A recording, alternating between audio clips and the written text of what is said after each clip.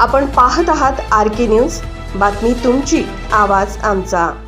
Balapur police station अंतर्गत येत असलेल्या ग्रामतामसी येथे वीटभट्टी वरील मजुरांची पत्नी व तिच्या प्रियकराचा संगतीने पतीची गळा दाबून हत्या करण्यात आल्याची घटना 18 मार्च सोमवार रोजी उघडकीस आली आहे।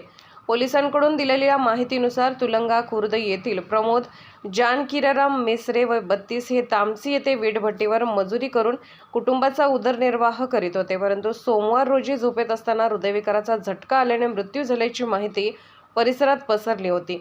परंतु प्राथमिक अहवालावरून पोलिसांनी तपास केला असता गळा दाबून हत्या करण्यात आल्याचे निदर्शनास येताच कसून चौकशी केली असता मृतकची पत्नी मंगला मेसरे वय 27, प्रियकर गोटू मेसरे वय 29 या दोघांनी गळा दाबून हत्या करण्यात आली।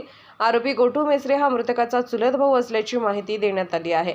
वाडेगाव पोलीस चौकीचे सहाय्यक पोलीस निरीक्षक पंकज कांबळे यांना संशय येताच त्यांनी योग्य दिशेने तपास करीत अवघ्या 2 तासात आरोपीला पकडून गुन्हा दाखल करण्यात आला। आरोपी यांना तात्काळ अटक करून पुढील तपास ठाणेदार यांच्या मार्गदर्शनाखाली सहाय्यक पोलीस निरीक्षक पंकज कांबळे हे करत आहेत।